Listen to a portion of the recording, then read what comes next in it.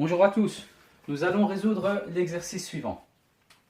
Très bien, donc dans un premier temps, nous allons définir les conditions d'existence. Donc conditions d'existence ici. Alors ici, x ne peut pas être égal à moins 3, puisque moins 3 plus 3 ça fait 0. Ici, x ne peut pas être égal à 1, puisque 1 moins 1 est égal à 0. Et ici, pareil, x ne peut pas être égal à moins 3, x ne peut pas être égal à 1. Donc les conditions d'existence, c'est x qui ne peut pas être égal à moins 3, x ne peut pas être égal à 1. Très bien. Maintenant, nous allons résoudre l'équation. Alors la première étape, c'est de prendre ce membre et de le faire passer de l'autre côté de l'égalité. Nous obtenons donc moins 1 sur x plus 3, moins 2 sur x moins 1, moins 1 sur x plus 3 fois x moins 1, qui est égal à 0. La prochaine étape, c'est de trouver un dénominateur commun. Alors ici, on voit que nous avons x plus 3. Ben, il suffit en fait de le multiplier par x moins 1.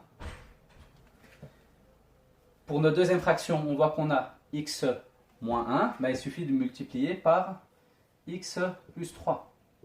Si on multiplie un terme au niveau du dénominateur, on doit forcément le multiplier au niveau du numérateur. Donc x moins 1 ici, et là x plus 3. De cette manière-là, nous avons un dénominateur commun. Alors maintenant, on va calculer ces termes-là en faisant des distributivités. Et ainsi, on obtient moins x plus 1, moins 2x moins 6, moins 1, qui est divisé par x plus 3 fois x moins 1, qui est égal à 0. La prochaine étape ici, c'est de calculer les termes semblables, que l'on voit ici, et de faire une double distributivité au niveau du dénominateur. Alors, on obtient moins 3x moins 6 divisé par x carré moins x plus 3x moins 3 qui est égal à 0. Alors, je vais effacer la partie du haut pour gagner un peu de place et pour pouvoir continuer mon exercice. Alors, ici, donc, nous allons calculer les termes semblables et nous obtenons donc moins 3x moins 6 divisé par x au carré plus 2x moins 3 qui est égal à 0.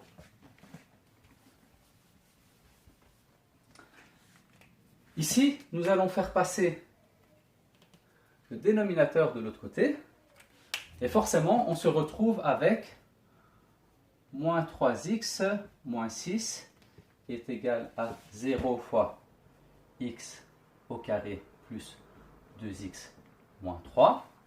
Donc, moins 3x moins 6 qui est égal à 0. Ensuite, on va faire passer le moins 6 de l'autre côté. On a donc moins 3x qui est égal à 6.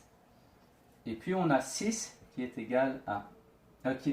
excusez-moi, donc on a plutôt x qui est égal à 6 divisé par moins 3.